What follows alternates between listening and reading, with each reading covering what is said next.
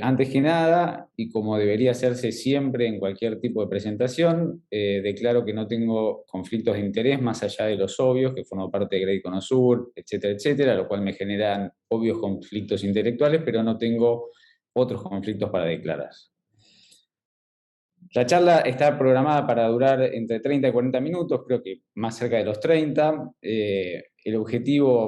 Los objetivos van a ser discutir la importancia de analizar la certeza en la evidencia, revisar el proceso propuesto por Grade para definir la certeza en la evidencia, y tal vez lo que es un poco más avanzado y novedoso es el tercer objetivo, que es el de comprender cuáles son los determinantes de la certeza en la evidencia. Entonces, todo empieza por acá. Todos los que hacen algo relacionado a la medicina en la evidencia saben por qué esta es la primera diapositiva. Tenemos muy claro hoy que las preguntas son frecuentes. Conocer cuáles son las preguntas y entenderlas es absolutamente relevante porque todo el proceso que viene atrás, si no está bien desarrollada la pregunta, se torna trunco. Y es lo que nos trae acá. Preguntas existen permanentemente, hay evidencia empírica de que, por ejemplo, en una consulta de un médico con un paciente se genera aproximadamente entre 3 y 5 preguntas en cada consulta. Yo mismo he hecho algunos estudios en pases de guardia donde por día aparecían 2 o 3 preguntas que nadie podía contestar, con lo cual esto es algo absolutamente frecuente y es frecuente en todos los ámbitos, no solamente en la toma de decisiones individual con los pacientes, sino surgen preguntas permanentemente relacionadas a si una intervención es viable desde lo económico, si una política de salud es mejor que otra, etcétera, etcétera. Y esto es lo que nos trae hasta acá. Entonces, cuando algo que no está prácticamente discutido hoy, aunque sí, todo se puede discutir y todo se sigue discutiendo, y yo he discutido sobre esto también, pero está bastante aceptado que estas preguntas que surgen tienen que ser contestadas, en parte, aunque sea, con evidencia. Es decir, que tiene que haber un sustento en la evidencia para construir estas respuestas que luego nos llevan a decisiones que pueden ser de un tratamiento individual para un paciente o de instaurar una política de salud o de dar cobertura a un medicamento. Para todas estas decisiones tiene que haber un proceso de análisis de evidencia. A veces la evidencia nos da mucho sustento, a veces nos da poco, pero el proceso tiene que existir. Y eso, como les digo, hoy casi no está discutido. Pero cuando nosotros evaluamos la evidencia, básicamente lo que conseguimos son dos cosas. En realidad lo que tenemos que conseguir son dos cosas. La primera es obtener resultados que nos marcan los efectos de las intervenciones o las estimaciones que estamos buscando. Si las preguntas son, por ejemplo, de pronóstico, estimaciones de pronóstico. Si son sobre manifestaciones clínicas, serán proporción de manifestaciones clínicas en una cierta enfermedad. Y si es sobre una intervención, será el efecto de la intervención. Pero a partir de este chiste, que es muy conocido y es un clásico ya en la medicina basada en la evidencia, la idea es proponer que no alcanza con esas estimaciones y hace falta una pata más, que yo siempre, los que me conocen, es algo en lo que siempre insisto, y es la pata de la certeza en esas estimaciones. Si uno no sabe cuál es la certeza en esas estimaciones, entonces no tiene idea si lo que está viendo es confiable o no, y por lo tanto no puede tomar decisiones. Está en una posición casi igual a la que estaría alguien que no está mirando ningún tipo de evidencia. Por lo tanto, las dos patas son absolutamente esenciales. Tanto entender cuáles son las estimaciones de efecto y lo que nos está mostrando la evidencia, como saber si eso que estamos viendo es o no es confiable. Entonces, a los fines de esta presentación, vamos a imaginar que existe un universo paralelo donde están todas las respuestas a todas las preguntas que nos podemos hacer. Esto obviamente es una fantasía, pero vamos a hacer de cuenta que esto es lo que ocurre. Y entonces nosotros, como investigadores, como médicos, como personal o personas que tomamos decisiones y las queremos tomar basadas en evidencia, lo que tenemos que tratar de hacer es acceder a este universo paralelo para obtener las respuestas que necesitamos. Ahora, nosotros no podemos acceder en forma universal e indiscriminada a este universo, sino que necesitamos acceder a través de una lente. Nosotros podemos mirar a este universo a través de lentes, ¿no? Y podemos ver una partecita que es la parte que contesta la pregunta que nos interesa. El tema es que no todas las lentes son iguales. Hay lentes que están intactas y funcionan perfectamente, y hay otras lentes que están rotas o que tienen algunas características que hacen que uno no pueda ver perfectamente. Entonces, si uno ve este universo paralelo a través de una lente que funciona bien, lo que va a lograr ver es eso. No va a ver todo el universo, va a ver la parte que está mirando, pero la parte que está mirando y donde uno se enfoque, la va a ver con claridad y en forma nítida. Si por el contrario uno está mirando este universo paralelo a través de una lente que está rota o que no es perfecta, lo que va a pasar es esto. Uno puede obtener una imagen que es distorsionada y que no nos permite ver bien o saber bien qué es lo que estamos viendo, o directamente puede ver algo que no es real. ¿Ok? Entonces, esto es, digamos, es una analogía a lo que nos ocurre a nosotros cuando intentamos saber si, por ejemplo, una intervención funciona y tenemos que usar una lente. La lente sería el cuerpo de evidencia a través de la cual nosotros vamos a buscar esa información. Entonces, ¿qué es lo que podemos hacer? El problema es que nosotros miramos esa información y no sabemos si la estamos mirando a través de una lente intacta, perfecta, o a través de una lente que está rota o que tiene problemas. Y acá aparece Grade. Grade nos provee de herramientas para poder saber si la lente que estamos usando es una lente intacta o es una lente que está fallada, distorsionada o rota, ¿no? ¿Y cómo hace esto Grade? Bueno, hay un proceso que está muy definido y que ya, esto que están viendo acá, lleva muchos años de construcción, y esto está bastante sólido ya a esta altura. No voy a dedicarle demasiado tiempo a esto, posiblemente tengamos charlas más adelante sobre distintas cuestiones que se están mostrando acá, pero básicamente el concepto es, ante una pregunta, ante una situación en la cual nosotros necesitamos acceder a este universo paralelo, necesitamos buscar evidencia. Encontramos evidencia y hay un primer paso en el cual definimos la certeza inicial en la evidencia, y esta certeza inicial tiene que ver con las características de ese cuerpo de evidencia que pudimos encontrar. En general, cuando estamos hablando de preguntas sobre intervenciones, este gráfico se refiere a ese tipo de preguntas. Lo que plantea Grade es que los estudios aleatorizados o randomizados proveen alta certeza a priori y los estudios observacionales proveen baja certeza a priori. Esto es algo que vamos a discutir y ampliar mucho más en otras charlas, no lo voy a hacer hoy, pero es uno de los conceptos y uno de los pilares de Grade que fue muy discutido y a partir de tanta discusión se llegó a un proceso sólido. Hay igual algunas aristas, como ven ahí hay una línea naranja que marca que si uno usa ciertas herramientas para evaluar los estudios aleatorios, perdón, los estudios observacionales, uno podría partir de certeza alta que después posiblemente se reduzca por el uso de esa herramienta en particular. Pero de vuelta no me voy a meter ahí. Una vez que uno definió la certeza inicial, después hay una serie de cuestiones que tiene que evaluar para saber si esa certeza inicial tiene que ser disminuida o degradada, o en algunos casos puede ser incrementada o mejorada. Y a partir de eso uno termina teniendo una estimación en la certeza en la evidencia. Esta estimación en la certeza en la evidencia, siguiendo la analogía que veníamos presentando del universo paralelo, sería la respuesta a nuestra pregunta de qué lente estamos usando. Si la certeza es alta, estamos usando una lente que está bien, que no está rota, y si la certeza es baja, estamos usando una lente que puede estar mostrando una imagen distorsionada. Entonces, lo primero que podemos concluir, y en base a lo que acabo de decir, es que obviamente la certeza en la evidencia, cuando nosotros tengamos que definir cuál es la certeza que tenemos en una estimación de efecto, y para poder definirla tengamos que acceder a este universo paralelo a través de una lente, bueno, la lente que estemos usando va a ser un determinante de la certeza en la evidencia. Si nosotros sabemos que estamos usando una lente que está bien, que está intacta, posiblemente tengamos más certeza. Si nosotros sabemos que la lente que estamos usando es una lente que está rota o distorsionada, entonces posiblemente tengamos menos certeza en lo que estamos viendo. Entonces, uno de los determinantes de la certeza en la evidencia es la lente que estamos usando o las características del cuerpo en la evidencia que estamos mirando.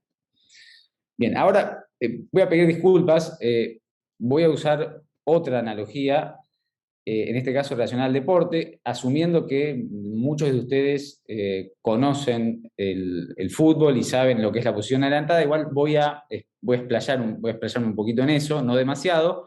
Disculpa si alguno no termina de entenderlo, es absolutamente comprensible. Uno podría hablar 40 minutos de lo que es la posición adelantada en el fútbol.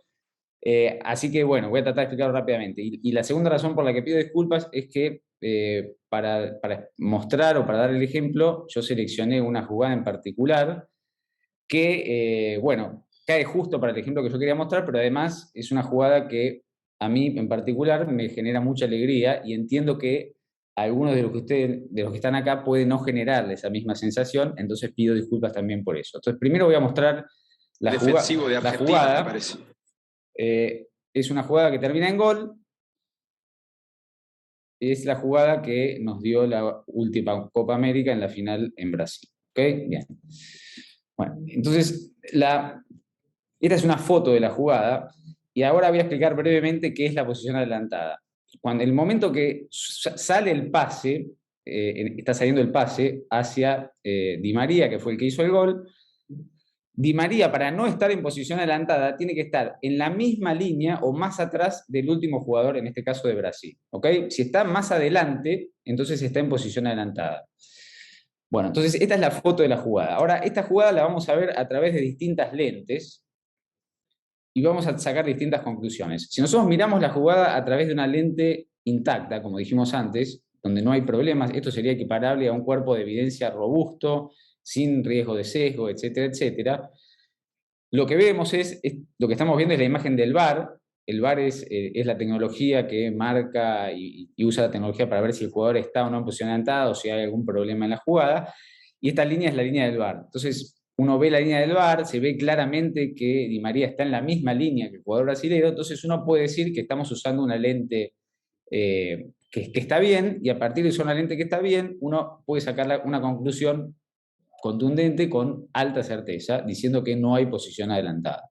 Ahora miremos la misma jugada, pero esta vez usemos una lente distorsionada. Si uno usa una lente distorsionada, como podría ser la imagen de televisión que teníamos en los años 80, por ejemplo, esto es un poco peor igual, y sin la línea del VAR, etcétera, etcétera, bueno, acá yo no puedo decir si Di María está o no está en posición adelantada. De hecho, tengo muchísimas dudas, por lo tanto, yo diría que no sabemos si hay posición adelantada porque la certeza es muy baja. Es tan mala la imagen, está tan distorsionada que la certeza es muy baja. Entonces, esto lo único que hace, lo que yo les acabo de mostrar, es confirmar lo que habíamos dicho antes, que la certeza en la evidencia depende de la lente que estemos usando, del cuerpo de evidencia que estemos usando. Pero este ejemplo lo uso no solamente para esto, sino para mostrarles que esta no es la única o el único determinante de la certeza en la evidencia. Entonces, sigamos. Esta es la misma jugada, pero ahora no miremos a Di María, sino que miremos a este jugador, que creo que es Nicolás González, en el mismo momento que está saliendo la pelota. Entonces, si uno mira a Nicolás González, de vuelta con una lente intacta, y de vuelta con la línea del VAR y todo, se ve que claramente está muy por atrás del último jugador de Brasil. Por lo tanto, puedo concluir exactamente igual que antes, que no hay posición adelantada con alta certeza, igual que antes. Ahora usemos la lente distorsionada. Ahora de vuelta estamos viendo todo distorsionado, pero aún viéndolo distorsionado, la diferencia es tan grande entre la posición de Nicolás González y el último defensor brasilero, que aún con una lente que está mal, yo puedo concluir con relativa certeza, puse moderada, podemos decir moderada alta, que no hay posición adelantada, porque está muy atrás. Entonces, la certeza en la evidencia no depende solo de las características del cuerpo en la evidencia o de la lente que estamos usando, sino que también depende de lo que estamos observando. Y vamos a una tercera situación. De vuelta a la primera jugada donde estamos viendo a Di María y habíamos decidido que la certeza en la evidencia en que no estaba en posición adelantada era alta, con la lente que estaba intacta. Ahora estamos viendo la misma jugada, pero lo que yo les voy a proponer es, misma jugada, evaluar si Di María está adelantado o no, pero cambiar la regla. Ahora la regla no es más que el último jugador es el que habilita a Di María, sino que yo cambio la regla porque se me ocurre y voy a decir que para que Di María esté habilitado tiene que haber al menos 5 jugadores de Brasil en la misma línea o más atrás que Di María. Entonces acá tenemos 1, 2, 3, 4 y este es el quinto. O sea que la línea habría que trazarla desde acá. Y si uno traza la línea desde acá, Di María está claramente más adelante, o sea que está claramente en posición adelantada. O sea que lo que habíamos dicho que antes era que no había posición adelantada, ahora hay posición adelantada y la certeza sigue siendo alta. Y estamos usando una lente intacta. Pero ahora vamos a usar una lente que no está intacta, que está rota, pero con la misma regla cambiada. ¿tá? La línea estaba por acá, habíamos dicho.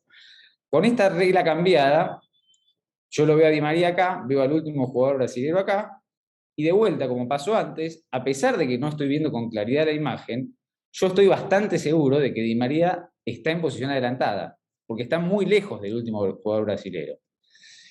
Entonces puedo concluir con alta certeza, o moderada si quieren, que Di María está en posición adelantada. Entonces, hay un tercer determinante de la certeza en la evidencia, que no es exactamente la característica del cuerpo de la evidencia, tampoco es lo que estamos observando, sino es la regla que usamos para interpretar lo que observamos.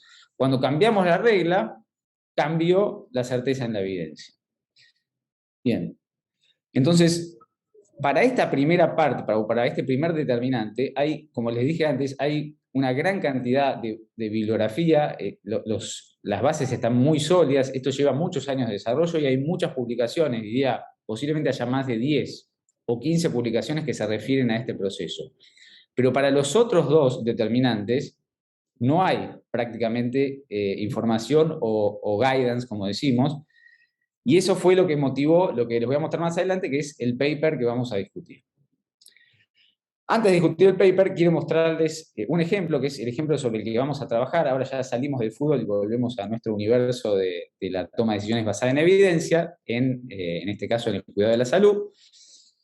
Y entonces yo primero les quiero contar que tomé este ejemplo, seleccionar este ejemplo no me llevó más de 10 minutos. Es decir, no es que yo estuve buscando mucho tiempo para encontrar un ejemplo que nos permita mostrar cuándo se muestra o no se muestra lo que les quiero mostrar, sino que simplemente entré a la biblioteca Cochrane y empecé a mirar de atrás para adelante las últimas revisiones sistemáticas. No tuve que mirar más de 10 para encontrar esto que les voy a mostrar. Esta es una revisión sistemática publicada el 22 de octubre de 2021, donde se evalúa el uso de anticoagulantes para accidente cerebrovascular isquémico. Esta es la tabla de resumen de resultados y este es el desenlace primario que ellos incluyen en la revisión, o sea, es el primer desenlace que incluyen en la tabla de resumen de resultados. Para este desenlace, ellos dicen que el riesgo en la rama control, es decir, en la rama que no recibió anticoagulantes, fue de 598 por 1000. Cuando le dieron anticoagulantes, el desenlace que estamos mirando es muerte o dependencia, ¿no? Muerte o dependencia a más de un mes. Cuando les dieron anticoagulantes, ese riesgo fue de 593, con este intervalo de confianza de 578 a 605. Si esto lo traducimos a cuál es el efecto de la intervención, el efecto sería 5 menos muertes o pacientes dependientes a más de un mes, cada 1000 pacientes tratados, y el intervalo de confianza iría de 20 menos a 12 más. Este es el efecto relativo que permite construir estas estimaciones absolutas. Esta es la cantidad de estudios y pacientes, y esta es la certeza en la evidencia.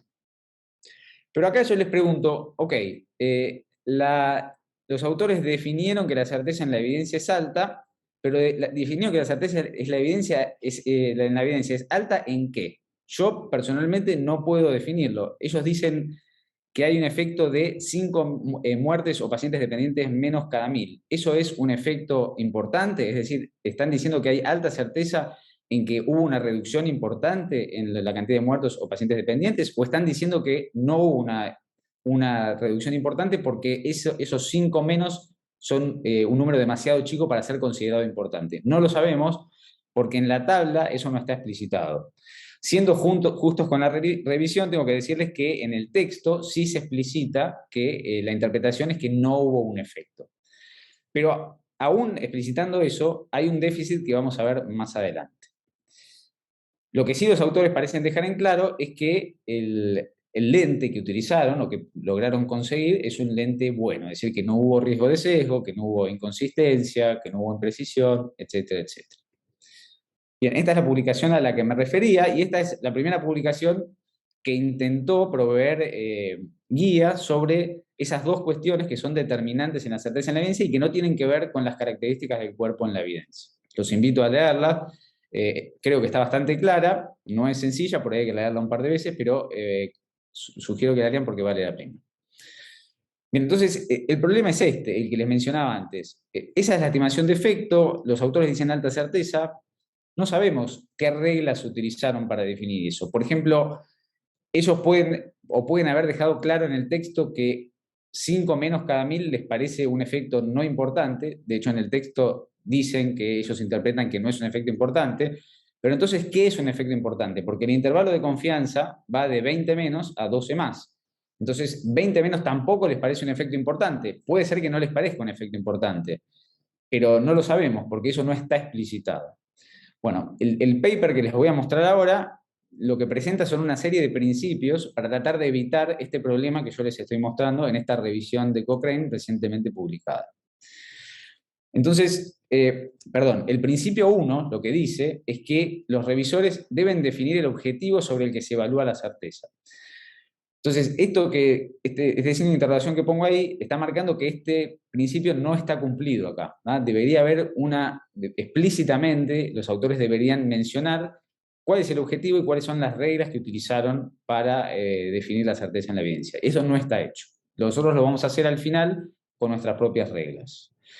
Después viene el principio 2 y 3. Los principios 2 y 3 nos marcan o nos enseñan cómo tenemos que hacer esto. Espero que les quede claro a partir de los ejemplos que voy a mostrar. No es tan sencillo, hay números y gráficos, pero bueno, esto va a quedar grabado, lo pueden ver de nuevo y pueden ver el paper donde se explica todo con mucho más detalle. Entonces, básicamente, ¿qué es lo que nos dicen los principios 2 y 3? Los principios 2 y 3 nos dicen que nosotros tenemos que utilizar la mejor estimación de efecto para definir cuál es el efecto que estamos mirando, es decir, si existe o no existe un efecto, y tenemos que usar esa mejor estimación de efecto en relación a una serie de umbrales.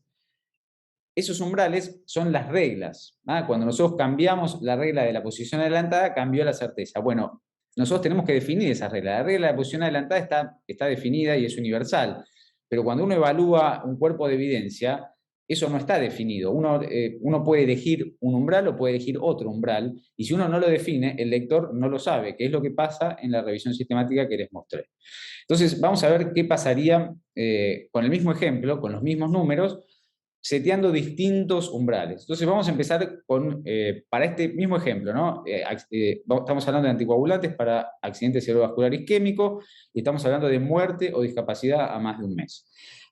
Asumamos que nosotros nos juntamos como revisores y decidimos que la diferencia mínima importante, es decir, la diferencia a partir de la cual uno diría que hay un efecto importante, un efecto importante en mortalidad o discapacidad, es 3 por 1000. Entonces graficamos nuestros umbrales en 3 por 1000 de un lado y del otro. Es decir, si es importante para un lado, también es importante para el otro. Una disminución para el lado verde o un aumento para el lado rojo. Ahora ponemos el estimador de efecto y el intervalo de confianza de la revisión sistemática. Este es exactamente el ejemplo que vimos antes. 5 menos entre 20 menos y 12 más. Al graficarlo, ¿qué es lo que vemos? Vemos que la mejor estimación del efecto está hacia el lado de menos muerte en relación al umbral que nosotros habíamos seteado. Es decir, que la interpretación de esta mejor estimación de efecto es que existe un efecto importante.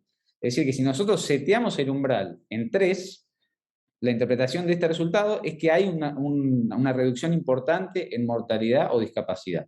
Esa debería ser nuestra conclusión. ¿Ok? Esa es nuestra conclusión. Ahora, nosotros tenemos que definir cuál es la certeza. Como les dije antes, en la revisión sistemática los autores definieron que no había riesgo de sesgo, no había inconsistencia, ya que nos vamos a olvidar de todos esos criterios de Grade y lo único que queda es imprecisión. Igual no voy a hablar de imprecisión acá, vamos a hablar más desde el sentido común. Lo que vemos acá es que el intervalo de confianza no solamente incluye la posibilidad de que no haya un efecto significativo, porque para nosotros significativo es al menos evitar 3 muertes o 3 pacientes discapacitados, y no solo incluye la posibilidad de que no se alcance ese beneficio, sino que se va para el otro lado y atraviesa el otro umbral. O sea que existe la posibilidad, según este intervalo de confianza, de que haya un beneficio importante, que es el que estamos observando con nuestra mejor estimación de efecto y todo lo que está para el otro lado, pero también un perjuicio importante, que va más allá del umbral de daño que nosotros habíamos seteado. Entonces, si uno tuviera que setear o definir la certeza en que hay un beneficio, viendo este intervalo de confianza y viendo cómo se atraviesan los umbrales, uno tendría que decir que la certeza es baja en que hay un beneficio. Entonces, si los autores de la revisión sistemática que nosotros vimos hubiesen seteado sus umbrales, hubiesen puesto sus reglas como las estamos mostrando acá, la conclusión de ellos tendría que haber sido distinta a la que alcanzaron. Es decir, en vez de decir que no hubo un efecto, tendrían que haber dicho que hubo un efecto, y la certeza, en vez de haber sido alta, tendría que haber sido baja. Fíjense cómo cambia todo ante un mismo cuerpo de evidencia, solamente modificando las reglas y definiendo qué es lo que estamos mirando. Es decir, los otros dos determinantes que no tienen que ver con el cuerpo de la evidencia. Por eso esto es tan, pero tan importante. Ahora vamos a setear otro umbral que, por lo menos a mi juicio, parece clínicamente más lógico, y en este caso vamos a decir que para decir que hay un beneficio en mortalidad o menos discapacidad, vamos a tomar 1,5%, que serían 15 pacientes menos muertos o discapacitados por 1000, o 15 pacientes más muertos o discapacitados por 1000 hacia el otro lado. Ponemos esos umbrales y volvemos a graficar. En este caso, volvemos a graficar y tenemos nuestra estimación de efecto. La estimación de efecto no llega a pasar para el lado del beneficio nuestro umbral, es decir, el beneficio observado, el efecto observado es menor al que nosotros habíamos definido como mínimamente importante para determinar que existía un beneficio con la intervención. Entonces, nuestra conclusión acá, a diferencia de la conclusión que habíamos llegado antes cuando el umbral era de 3, acá nuestra conclusión es que no hay una reducción importante. Se cambió la interpretación porque utilizamos otros umbrales. Y la certeza también parece distinta. Acá no hay un intervalo de confianza que atraviesa los dos umbrales y se va totalmente para el otro lado. Acá hay un intervalo de confianza que está casi completamente dentro de los dos umbrales, es decir, dentro del área de no efecto. Este es el área de no efecto. Para acá sería beneficio, para acá sería perjuicio. Entonces, la verdad que uno puede decir, ok, no estoy completamente seguro porque hay una parte de intervalo de confianza que atraviesa el umbral y deja abierta la posibilidad de un beneficio importante. Pero no es lo suficientemente amplio el intervalo de confianza como para juzgar que la certeza es baja. Entonces, parecería lógico decir que acá tenemos moderada certeza en que no hay una reducción importante. Y vamos a un tercer ejemplo. El ejemplo es el mismo, pero en este caso vamos a poner el umbral en 30. Nos fuimos más allá. Me parece que también clínicamente es discutible si es 15, si es 30, alguien podría decir que es más, que es menos. Esto es algo que se hace normalmente cuando uno desarrolla una revisión sistemática, cuando uno está en contexto de una guía de práctica clínica y hay que tomar decisiones. Esto es algo que se hace, se discute y se resuelve, porque de alguna forma esto hay que hacerlo. Si uno no lo hace, lo está haciendo en forma implícita, y hacerlo en forma implícita es mucho peor. Es lo que pasó en la revisión sistemática que les muestro. Entonces, si tomamos de vuelta el mismo ejemplo, acá el intervalo de confianza y la estimación de efecto, todo está adentro del área de no efecto. No hay posibilidad de beneficio, tampoco hay posibilidad de perjuicio. Entonces, la interpretación, obviamente, de nuevo es, no hay una reducción importante ni un aumento importante, y acá la certeza podemos decir que es alta. Entonces, fíjense cómo, definiendo la regla y utilizando tres definiciones que no son tan distintas unas de otras. Es decir, yo creo que si hacemos una encuesta o discutimos entre nosotros cuál tiene que ser el umbral, si tiene que ser 3, 30 o 15, seguramente va a haber discusión. No es obvio cuál tiene que ser. A mí me gusta más el de 15 y es el que usé para seguir adelante, pero la idea es que ustedes vean que esta es la situación. Ahora les quiero mostrar algo más, y es que uno puede además, o sea, las reglas que uno pone, el principio este nos dice que uno tiene que poner las reglas, que las reglas tienen que estar claras, pero las reglas pueden ser más simples o más complejas. La regla que les mostré recién es una regla simple que en el lenguaje Grade se llama mínimamente contextualizada, ¿no? En Grade hablamos de contextualización, y cuando queremos hablar de la forma más simple de poner reglas, hablamos de mínimamente contextualizada. ¿Por qué mínimamente contextualizada? Porque algún contexto tiene que haber. Si uno no quisiera contextualizar en lo más mínimo, uno no podría poner ni siquiera estos umbrales. Pero no poner estos umbrales implica después no poder interpretar de ninguna forma la evidencia, porque no existe la posibilidad de que no haya efecto. Si no hay umbrales de diferencia mínima importante, siempre va a haber un efecto, porque los estimadores de efecto siempre están de un lado o del otro del cero. Y eso no tiene mucho sentido. Si el estimador de efecto está marcando que hay una reducción, una disminución de 1 en 1.000.000 en muerte o discapacidad, ninguna persona con sentido clínico lógico puede llegar a concluir que eso es un beneficio importante. Entonces, es necesario que haya una mínima contextualización, y esto es lo que yo les acabo de mostrar. Esta es la forma más básica, más simple de poner reglas según sugiere Grade, y se llama mínimamente contextualizada. Pero uno puede poner reglas un poquito más complejas. Esto es lo que Grade denomina parcialmente contextualizado. Entonces acá uno puede, además del umbral de mínima importancia, que es el umbral que divide el efecto pequeño del efecto inexistente o trivial, uno puede setear un umbral de efecto moderado y un umbral de efecto grande. Esto es particularmente útil en el contexto de guías de práctica clínica, donde uno quiere comparar distintos tratamientos y a veces saber si el efecto es moderado versus un efecto pequeño es importante para poder construir la recomendación al final. Entonces, uno puede hacer esto también. Y si uno hace esto y uno grafica nuestro ejemplo se vería así. Entonces, nuestra estimación de efecto cae en el área de no efecto, porque está por abajo del umbral de efecto pequeño. Es decir, por arriba del umbral de efecto pequeño, toda esta área es un efecto pequeño. Por arriba del umbral del efecto moderado, toda esta área es un efecto moderado, y por arriba del umbral del efecto grande, toda esta área es un efecto grande, y lo mismo para el otro lado. Lo que está entre los dos umbrales pequeños es lo mismo que vimos antes, que es el área de no efecto o efecto trivial. Entonces, lo que pasa es lo mismo que vimos antes. O sea, estamos viendo exactamente la misma situación, solo que seteamos más umbrales. La conclusión acá nuestra no debería variar, digamos. Tenemos una estimación que está en el área no efecto, que atraviesa para un lado el efecto pequeño. Por lo tanto, moderada certeza en que no hay un beneficio. Pero ahora les voy a poner otro ejemplo inventado, en el cual el efecto sería 60 menos, es decir, 6% menos, con entre 80 menos y 40 menos. Esto se graficaría de esta manera. Entonces, la mejor estimación de efecto cae por arriba del umbral de efecto moderado, es decir, está en el área de efecto moderado. O sea que la conclusión acá debería ser que hay un efecto moderado. Pero el intervalo de confianza también incluye la posibilidad de que el efecto sea pequeño. O sea que si uno va a concluir que el efecto es moderado, lo puede hacer, pero la certeza tiene que reducirse porque existe la posibilidad de un efecto pequeño. ¿Ah?